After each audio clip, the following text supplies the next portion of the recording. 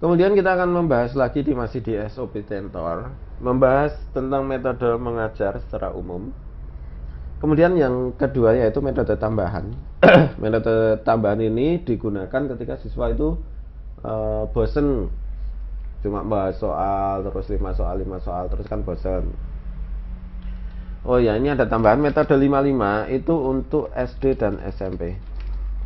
Kalau SMP itu kebanyakan 5 soal, bisa diganti 3 soal 3 soal atau 2 soal 2 soal atau 4 soal 4 soal. Tinggal materinya aja susah atau gampang. Kalau mudah ya pakai 5 soal 5 soal, pas kelihatan soal-soalnya susah dibuat 3 soal 3 soal.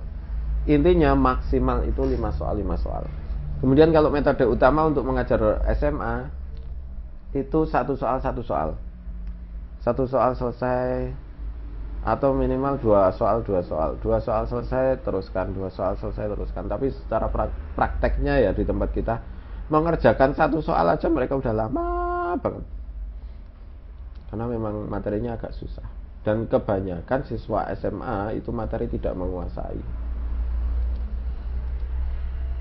Materinya terlalu banyak, waktunya sedikit, kemudian mapelnya banyak, keinginan dari gurunya banyak, PR-nya juga banyak. Jadi anak SMA sekarang kalau memang benar-benar mau sekolah itu udah bebannya udah banyak. Kemudian untuk metode tambahan banyak ini ya. Yang pertama yaitu metode setor. Ini bisa dibaca, nanti dapat di print.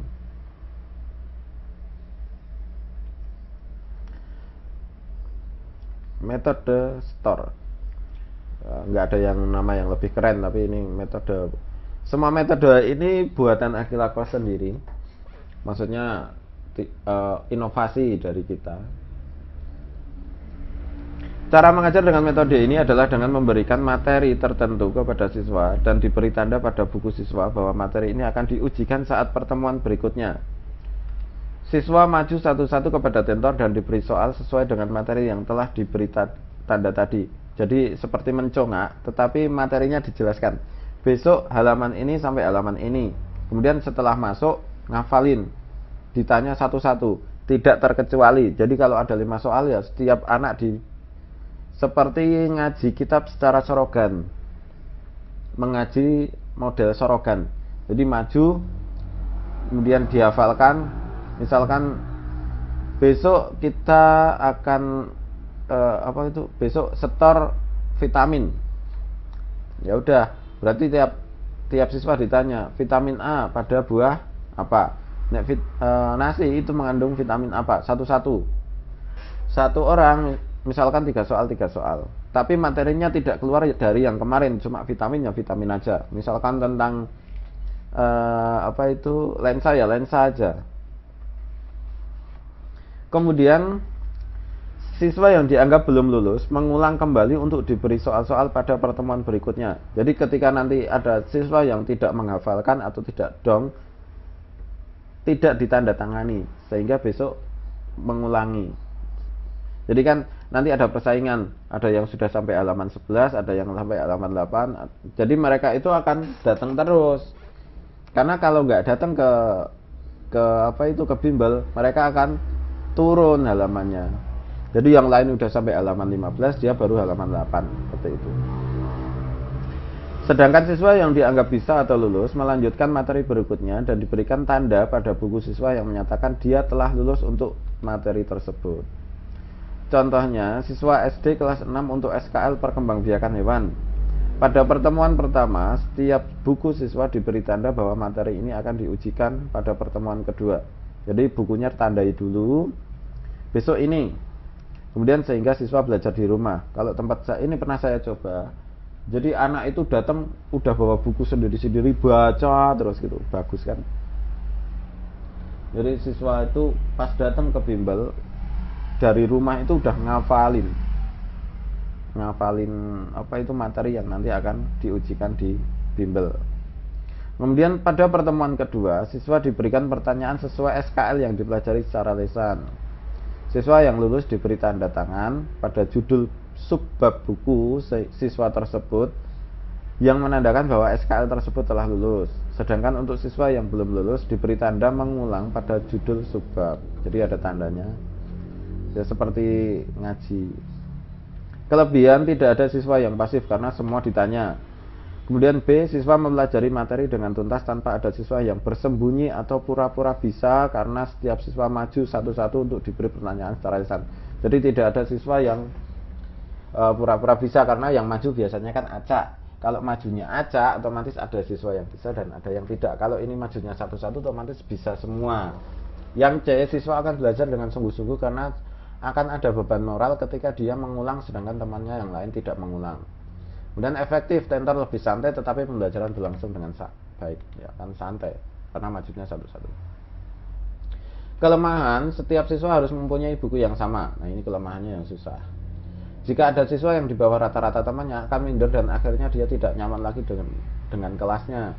Kalau ada yang terlalu lemah, jadi ada 5 orang yang 4 itu pinter, bisa apa itu ya, mengejar materi, tapi yang 5 ini lemah banget, lemahnya kebangetan itu, ya dia akan keluar. Yang C, saat salah satu temannya diberi pertanyaan, teman yang lain nganggur, tidak ada tugas, sehingga kadang membuat kekacauan. Untuk menanggulanginya, sebelum siswa maju satu-satu, seluruh siswa diberikan tugas yang sesuai dengan SKL yang dipelajari. Jadi ketika nanti maju satu-satu, sebelumnya itu siswa diberi tugas dulu, kerjakan nomor 1 sampai 40 misalkan. Kan lama. Nah, kemudian saat mengerjakan itu siswa dipanggil satu-satu. Sesuai dengan SKL yang dipelajari, tetapi tertulis seperti membuat bagan, membuat ringkasan materi yang ditempel di dinding. Jadi pernah saya membuat itu gambar tentang tengkorak manusia. Nah misalkan siswa A membuat gambar tengkorak, siswa B membuat gambar tentang rangka apa itu, tulang rusuk. Kemudian A, yang C tangan, yang D kaki, yang E tentang tulang pergelangan kaki atau tulang apa itu, ruas tulang belakang. Kan jadi sibuk mereka. Untuk kelompok belajar 5-8 orang saja, selebihnya sulit dalam pengendalian siswa. Kalau siswanya terlalu banyak susah. Ini harus sedikit. Nomor 2, metode membuat dan mengerjakan soal. Ini metode ini yang saya pakai untuk bimbel digital. Nanti akan ada penjelasan cara mengajar dengan bimbel digital. Metode ini digunakan untuk kelas besar dan kelas kecil. Jadi kelas berapapun bisa. Ini biasa saya pakai di sekolah juga dengan siswa lebih dari 32 siswa. Jadi ini metode yang efektif. Kenapa? Karena soalnya beda. Metode ini bisa digunakan untuk kelas besar dan kelas kecil. Metode ini dilakukan dengan cara siswa membuat soal sebanyak 10 atau 20 soal beserta jawabannya. Soal dan kunci jawaban dibuat dalam lembar terpisah. Setiap siswa diberi nomor urut masing-masing, artinya setiap siswa punya nomor. Bisa dilakukan dengan nomor absen atau siswa diperintahkan untuk berhitung. Kemudian soal dan jawaban diberi nomor sesuai dengan nomor siswa tadi. Jawaban dikumpulkan dan soal tetap dipegang siswa. Setelah semua jawaban kunci dikumpulkan, soal diputar menurut tempat duduk siswa. Usahakan siswa menerima soal duduk berjauhan dengan pembuat soal, meloncat 2. Jadi metodenya gini.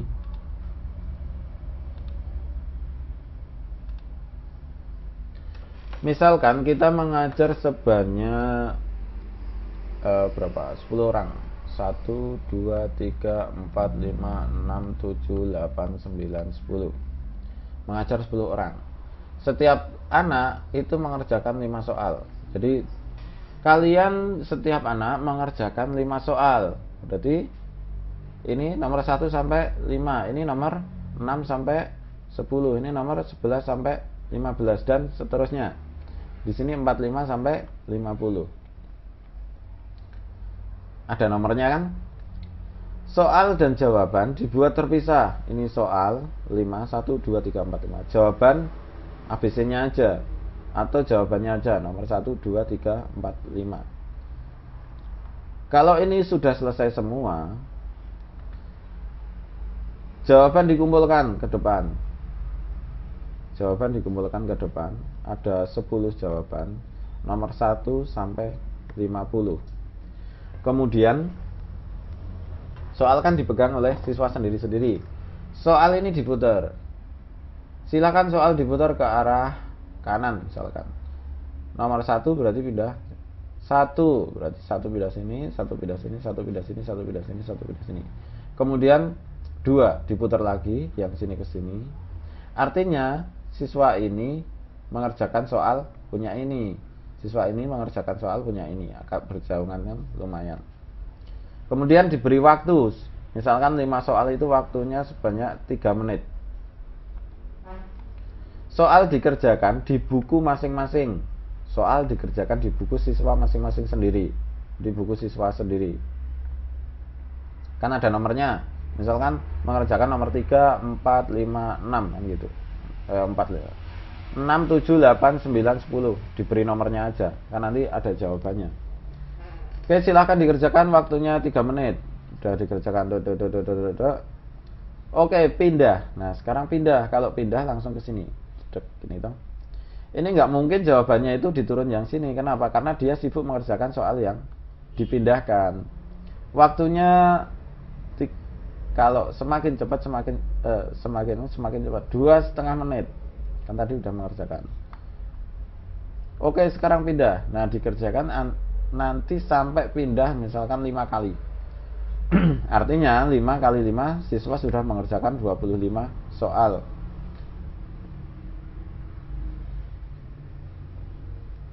Kemudian jawabannya tinggal didektekan di depan. Karena kan Anda pegang kunci jawaban nomor 1 sampai 50. Nomor 1 jawabannya apa, nomor 2 jawabannya apa, nomor 3 jawabannya apa, nomor 4 jawabannya apa, dan seterusnya sampai nomor 50. Kemudian nanti setelah itu dicocokkan, pemenangnya siapa diumumkan. Pemenangnya adalah Saudara Hasan dengan nilai 9. Gitu. Oke, kelihatannya nggak terlalu sulit untuk dilakukan. Metode ini enak, gampang, mudah, dan manfaatnya banyak karena siswa membuat soal. Kemudian lembar jawab siswa yang mengerjakan soal diberi nama, nomor siswa sesuai dengan soal yang dikerjakan. Jadi lembar jawaban tadi kan dikerjakan di buku siswa masing-masing. Kemudian diputar lagi dengan waktu kemarin bila dilakukan 2 kali atau lebih. Setiap jawaban dikerjakan pada lembar terpisah. 10 soal dari siswa nomor 1 lembar jawab dipisahkan dengan jawaban dari siswa nomor 2. Karena ada nomornya nggak usah. Setelah selesai mengerjakan soal, kunci jawaban dikembalikan lagi sesuai dengan nomornya. Hal ini dilakukan agar siswa tidak mencetak jawaban. Lembar jawaban siswa diserahkan kepada pembuat soal untuk dikoreksi. Hal ini berarti jika soal kita putar 2 kali, maka setiap siswa mengoreksi jawaban 2 orang sehingga kita mendapatkan 2 kali dalam satu pertemuan. Jadi intinya sama dengan yang tadi. Metode ini juga bisa dilakukan dengan cara membuat satu soal satu kunci. Usahakan materi soal berbeda setiap siswa. Setiap siswa diberi nomor soal sesuai dengan jumlah siswa.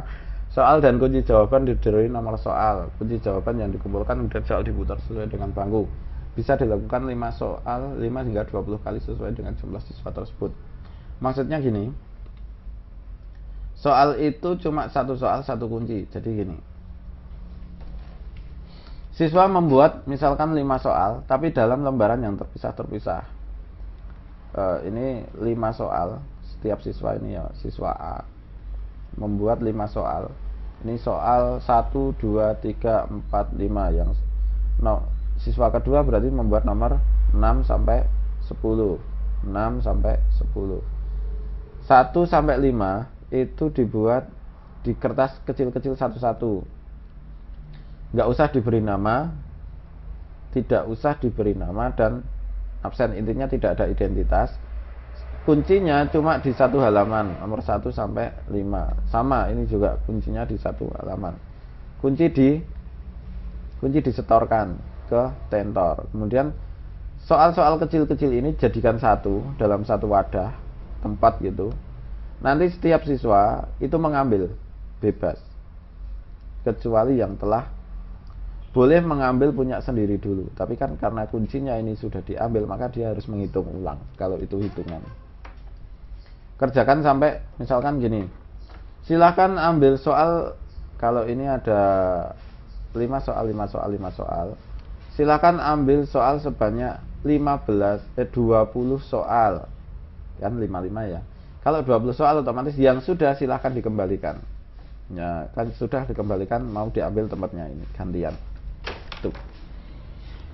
Ini efektif, gampang, murah, tapi nanti sampahnya banyak. Kenapa? Ya itu tadi. Soalnya kecil-kecil.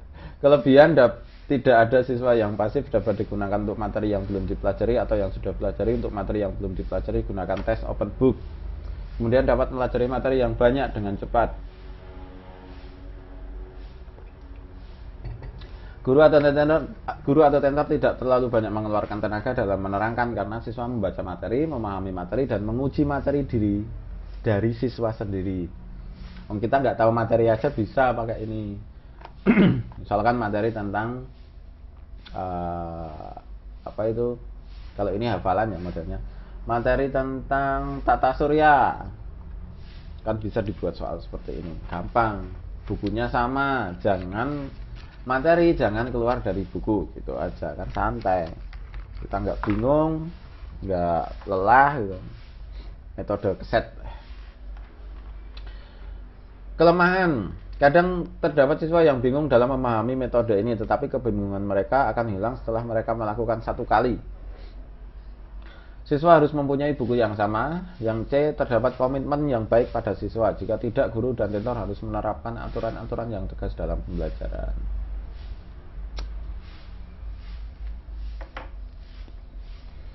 Nomor 3, metode konsultasi. Metode pembelajaran ini merupakan metode pembelajaran saling memberikan informasi kepada siswa satu kepada siswa satu lainnya. Siswa berjumlah 10 orang diberi soal berjumlah 20 soal. Tugas siswa mengerjakan 20 soal tersebut. Setiap siswa diberi kesempatan untuk menanyakan satu soal sulit kepada tentor. Jadi setiap satu siswa hanya boleh bertanya satu kali. Setiap siswa hanya boleh bertanya satu kali. Soal yang telah ditanyakan kepada tentor ditulis di papan beserta nama siswa yang bertanya tadi.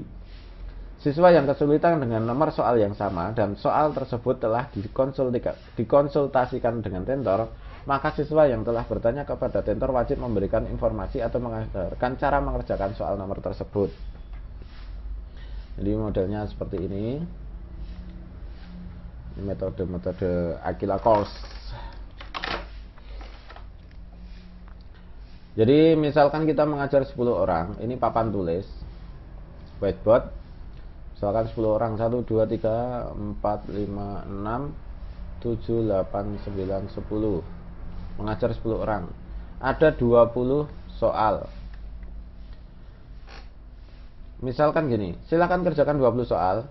Siswa boleh bertanya kepada tentor sebanyak satu soal. Misalkan siswa nomor 2 ini bertanya nomor 3. Tulis saja di sini. Nomor 3 dibahas oleh siswa A, B, C ya. Siswa A, B, C dan sampai F. Nomor 3 sudah dibahas oleh siswa B.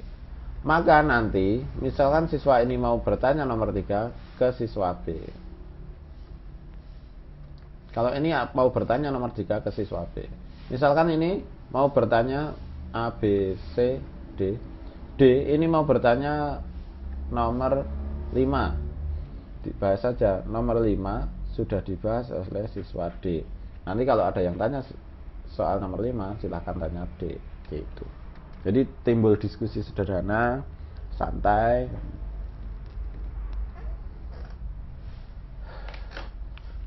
Metode ini digunakan kalau bosan aja. Kemudian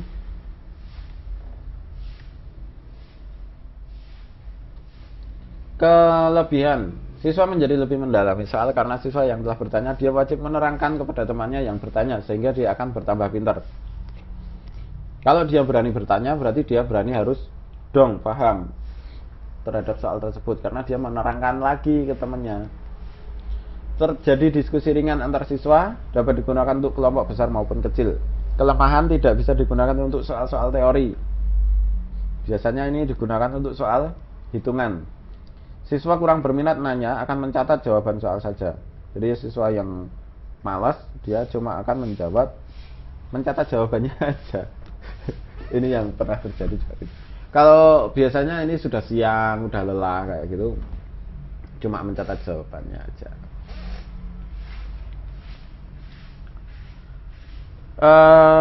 Setelah kita tutup dulu agar nggak terlalu panjang.